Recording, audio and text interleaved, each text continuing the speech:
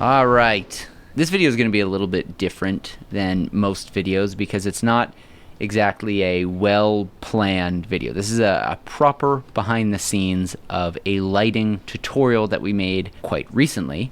And we thought it would be fun to try and capture like a really honest behind the scenes look at what it's like making the types of YouTube videos that we like to make on this YouTube channel.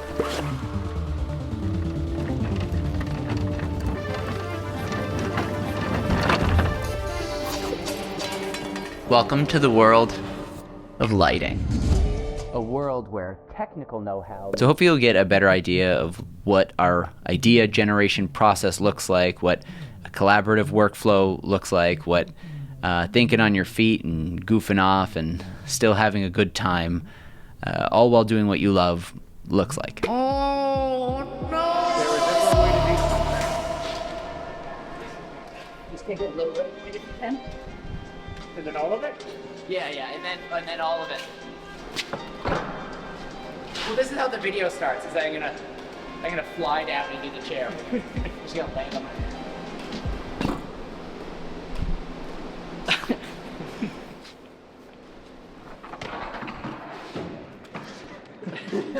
Now I'm gonna put this way. Right.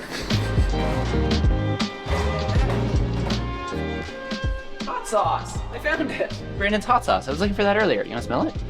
Oh gosh, that makes my mouth water. You wanna smell it? How many MPFs did you bring? And they're charged? Christoph might have some.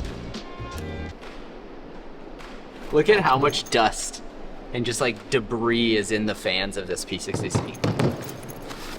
Check this out. Pretty dramatic.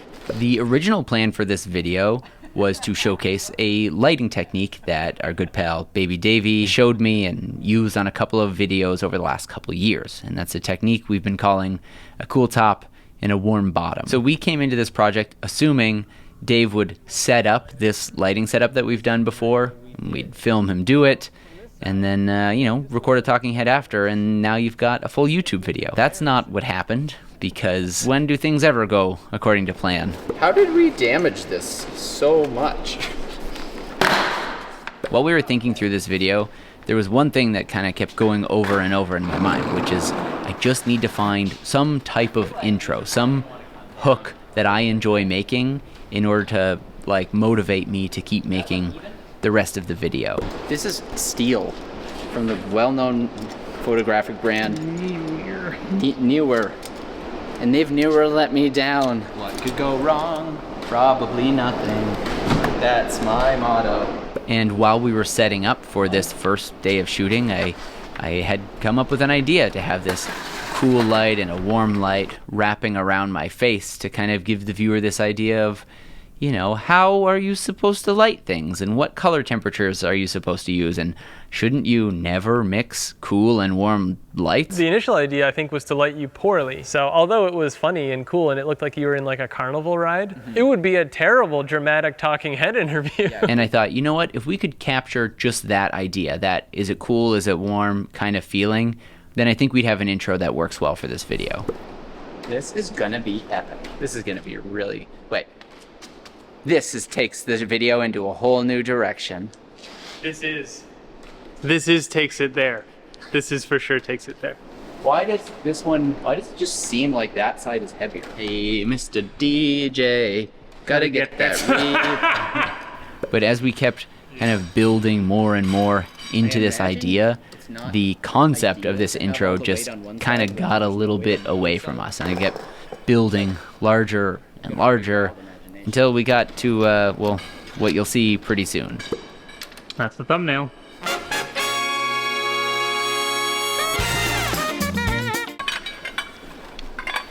I did it wrong. Lost in this game. Ooh, baby, ooh, you some from love and some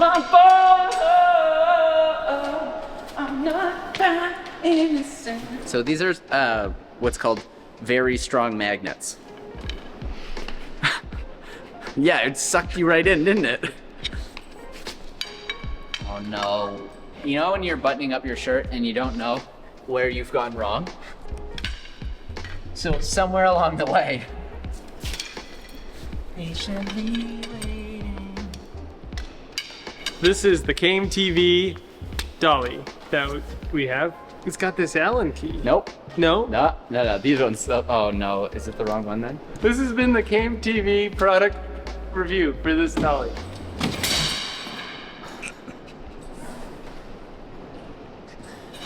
Oh, come on! I think I can fix this. I'm back with the Came TV dolly review. Once you find the right Allen key, there you go. It's that easy, folks. This is the standard wheel. Ready there? It's also a fidget toy that I really like. It's actually such a great dolly. It just moves nice, it's substantial enough, it packs up. I mean, come on. This is a good dolly. Sure. Oop. Yeah. Wait. Let's go. So much better than the dolly we used to use.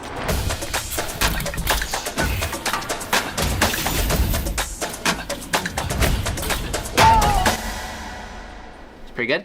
Yeah. So yeah, this is where you say something like really inspiring. In this life moment, you only get one shot. Yeah. Don't. So it's mostly about the one moment that you do have. That'll look good, and we'll have a bunch of lights and things going on. You need some light. Yeah. Yeah. Here, you need some light. I mean, that's probably the what we want, right? And then where does this light go? Because I've got a third one. You could just put it on that pipe over there, because then it'd just be the wall changing color and you wouldn't know Yeah. why until later. And then still, you'd never know why. You'd never know why.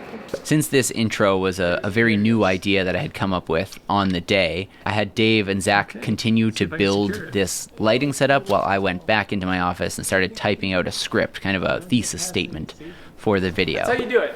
That's how you do it in the big leagues. What are you doing, Zach? Oh, just setting up absolutely every single light that we have. What's the goal here? The goal here is to show the most ridiculous lighting setup that's imaginable. Like maybe you saw Game of Thrones. And when I came out, they had started building this Game of Thrones-esque backdrop. They basically built a triangle of these point source lights behind me that would kind of, I don't know, make a cool looking set that was also hectic and had too much gear in it. I was just saying that I kind of have to deep throat the flashlight in order for it to not hurt my teeth. The flashlight. And I'm scared if I have to do this, that it might just really hurt. Yeah, I think I have it in my head. I think I have it sorted, and I think I'm excited for it. Sorry. I don't know where the idea came from to put a flashlight in my mouth and hold one of the reflectors in front of myself to like look like one of the lights. But I don't know. It made us giggle, and we just thought it was kind of a fun thing to add. And I saw this, and I was like, "Whoa, that's super cool!" But wouldn't it be even cooler if we could roll all of these lights in at the same time? Can you make them all roll in on this?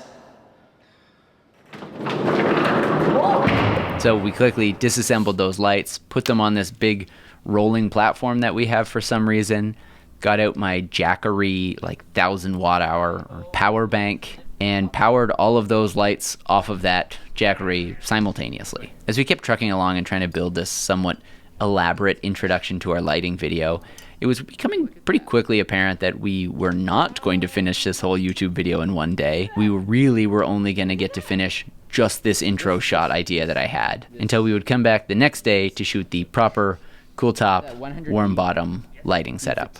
We were hoping to juxtapose this kind of like chaotic, overly lit introduction set against this much more minimal cool top and warm bottom set. And I think we did that a little bit, but I also think that due to maybe a lack of scripting on our part, it didn't have like a really strong A-B comparison. The coolest rig we've ever built. Oh, this is gonna be my favorite part. I can't wait to see it. Oh, I'm so excited. Overall, I'm really happy with how this introduction shot sequence came together. I think it's really bizarre and over the top, and I don't know. It was just fun to put together, especially like hanging out as the three of us and seeing what we could make.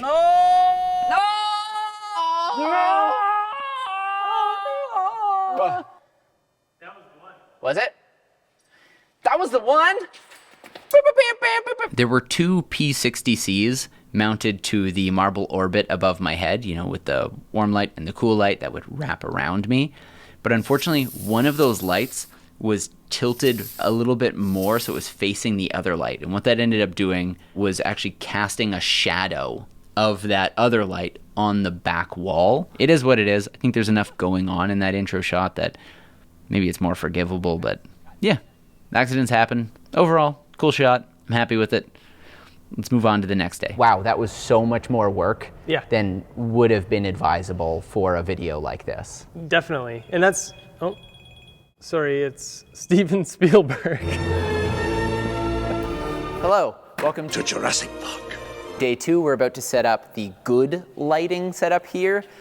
And the first problem we're gonna need to tackle is ambient light. How much of the existing light are you gonna use, and how much are you gonna try and control/eliminate? So we are currently going to try and stretch some black cards to control the background light so that we can make it look exactly how we want it to look. This should be the first merch we drop.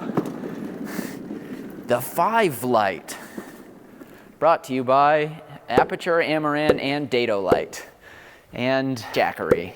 Day 2 also started with a little bit of a blunder, but it was a necessary blunder. We wanted that final cool top, warm bottom shot to be a little bit moodier, and we wanted to have as much control over the lighting as possible. Now, if you look around this studio, there are windows everywhere. So we opted to just try and control all of this lighting ourselves. The good news is I do have some truck straps up here currently. So maybe I'll make like a kind of like a basket weave. Yeah, I'm gonna do that. I ended up finding this 100-foot truck strap sitting on top of my container, and I thought I could probably build a basket weave situation across all of these containers in order to lay some cards or flags on top to create a nice little pocket of darkness beneath us. Now I need something here to like hold it down. Like, couldn't I just use the couch? When we had started setting this up, I was like, yeah, maybe this will work, but surprisingly, the further along we got, the more I realized, like, this is actually pretty good. Maybe idea. So I could just like literally hook this. Is it really stupid? Bricks! Cinder blocks! Look at that. If you've ever been on any film set before, you know cinder blocks aplenty. Who's there? So I'm running this strap Okay. back and forth across here to create like a web that we can lay cards on it so we can control the background lighting more. Zach, could you toss it into 120 in a second?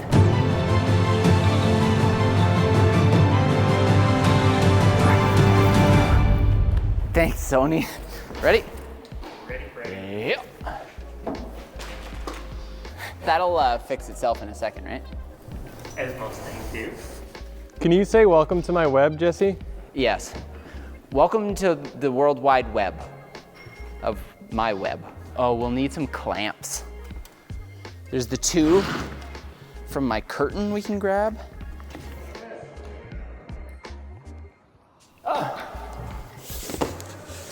I think this is really going swimmingly.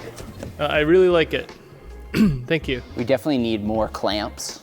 Do you have clamps? You got pony clips? Go in my milk crates in my container. And the door's unlocked? Yeah. Sweet. What you doing? Looking for milk crates of clamps. And I can't find them. Oh wait, here's some. You got them. Do you want to huck 2 up to me real quick? I've got a couple balancing. Thank you. Sweet. Oh, what's kind of funny is our last studio, I used to talk about how like my least favorite part was that if we wanted to film any controlled lighting talking head stuff, we would have to black out all those huge windows. This is actually awesome. Can you unclip that one? Oh, I'm getting hot. I have to adjust some things. Ah! Why ladder? Stop. It's walking away from me. I mean, in fairness, that's not how you're supposed to use a ladder. That's weird. You're in 120, right?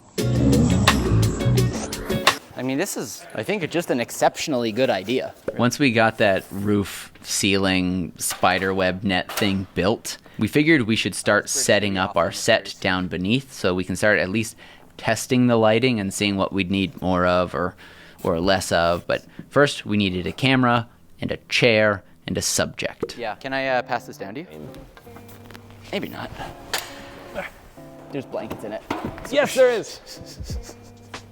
Nice catch. That was a pretty cool spin. I'm so glad you didn't re-throw out your back. It's like, Yeah. oh God. Crack. Let's get this bread. Let's get this bread. Yeah, bread. I'm sitting on so many clamps. This is awful. Do You have the 18 to 35? 18 to 35? I do. Can we use it? Because we need 2 of them now. Oh, thank you. The perks of sharing a studio.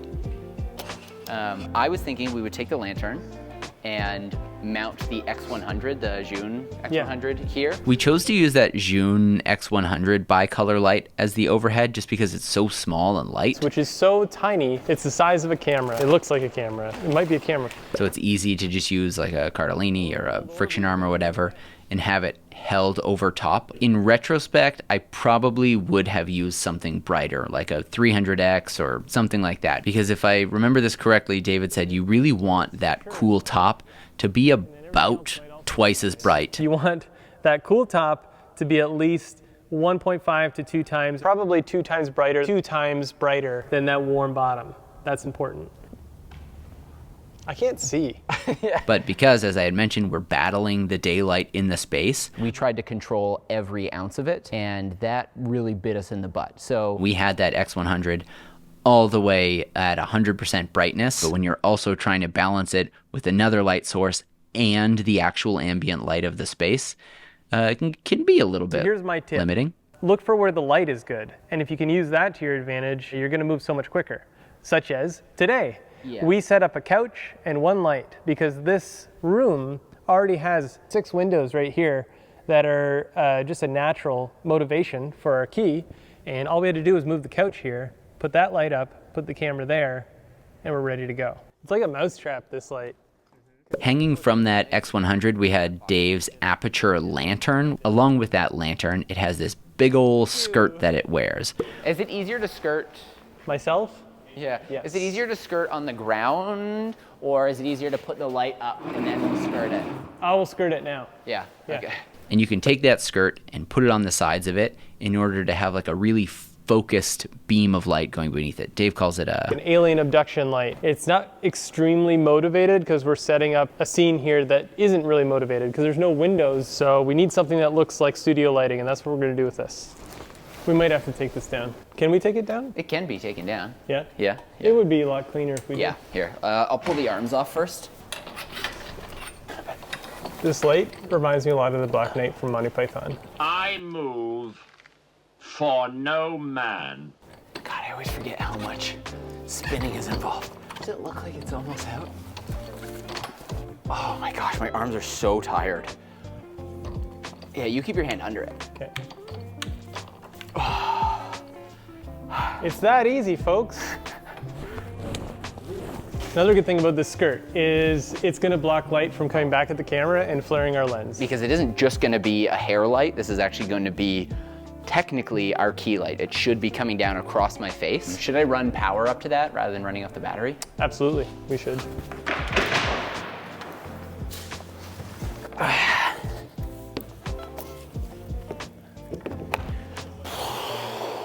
God, I hate how I'm balanced right now.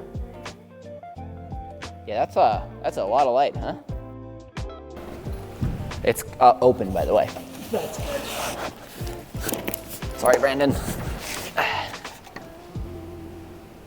We need the Fresnel. In the background, we use Brandon's 300X with the Fresnel, and that light is shooting towards the lens. It's supposed to act as a bit of like a hair and rim light, but I can't remember if it actually hit me in this setup. I guess find out in a minute when I see the ending of it. Okay. Brandon, your Fresnel's broken. I can't un-Fresnel this Fresnel. All good. Okay, I need a stand. Okay. Thank you. Honestly, won't even need a sand bag. Like, it would work just fine, but we'll sandbag it to be safe. Yeah. We're always safe. How many thumbs up have I given in this video? At least this one. Whoever's editing, supercut all my thumbs ups.